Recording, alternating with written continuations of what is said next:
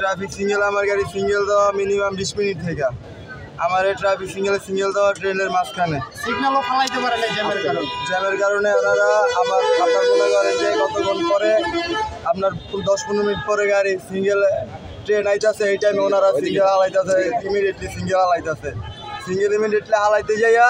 আপনার মনে করেন পিছনেও জায়গা নেই সামনেও জায়গা নেই ট্রেন আয়া পড়ছে কারণ আপনার সামনে থেকে গাড়ি আইতেছে আমি তো মনে করেন আপনার গাড়ি যতটুকু সম্ভব আমি নিজের জীবনের মায়া ত্যাগ করে হাজার হাজার মানুষের জীবন বাঁচাইছি ট্রেনের ভিতরে হাজার হাজার মানুষ আমি চাইলে নেমে যেতে পারতাম আমি গাড়িটা ব্যাগে দিছি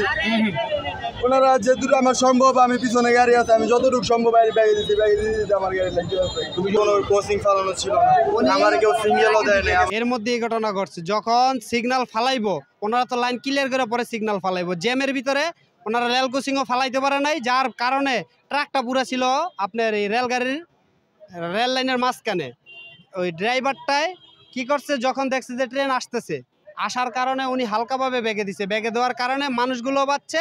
আর কারো কোনো ক্ষতি হয় না ব্যাগে দিয়ে সারতে পারে না এর ভিতরে রেলগাড়ি চলে আসছে যারা রেল ক্রসিংয়ে ছিল যে লোক দায়িত্বে ছিল ওই লোক সচেতন না তা যার কারণে এই দুর্ঘটনাটা ঘটছে আমরা শুরু থেকে শেষ পর্যন্ত ছিলাম ড্রাইভারের কোনো দোষটা এই জায়গায় যদি ড্রাইভারের কিছু হয় তাহলে এটা সম্পূর্ণ ভুল ড্রাইভার যদি চাইতো যে ওনার জীবন বাঁচাইবো তাহলে কিন্তু উনি শুরুর থেকে লাভ দিয়ে নামে যেতে পারতো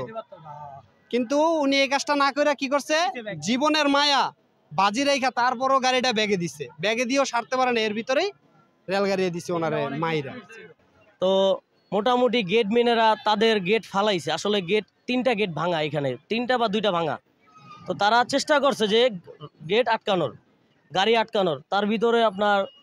হচ্ছে চাষারার মোচরে যে ট্রাফিক সিগন্যালটা আছে ওটাও ছাড়ছে কিন্তু গাড়ির সামনে গিয়ে আগাইতে পারে নাই।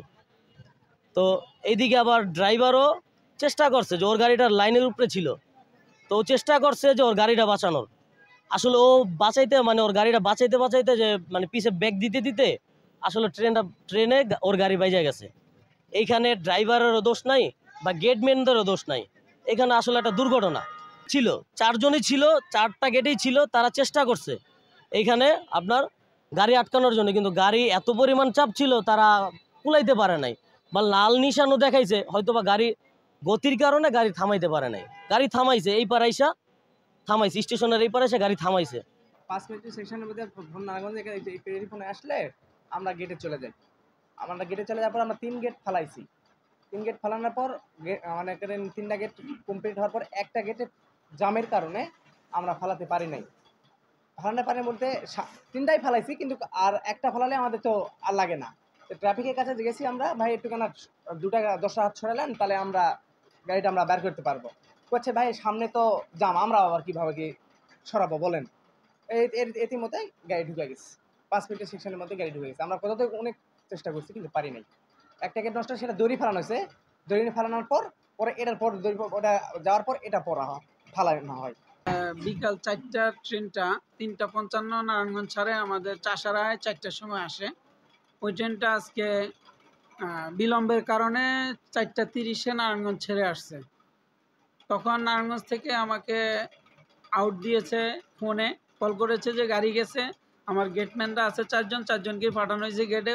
ওরা গেটে গেছে সময় মতো এবং যাইয়া 3টা ব্যারিয়ার ফালাইতে পারছে গেট ব্যারিয়ার আর একটা ব্যারিয়ার ফালাইতে পারে না রাস্তা জ্যামের কারণে সেই কারণে না ফালাইতে পারার কারণে আমার 2জন gateman already traffic Shafiqur Rahman সাহেবের কাছে গেছে ওনাকে বলা হয়েছে যে আপনি গাড়িটা একটু লাইন ক্লিয়ার করে দেন রাস্তা ব্লক ট্রেন আসতেছে উনি কথা শুনে নেয় তারপরেও ওরা আবার বলছে যে অন্তত একটা গাড়ি সরায় দেন বা 10 হাত সরায় দেন তবু আমরা ক্লিয়ার করতে পারবো উনি কোনো সারা শব্দ করে নাই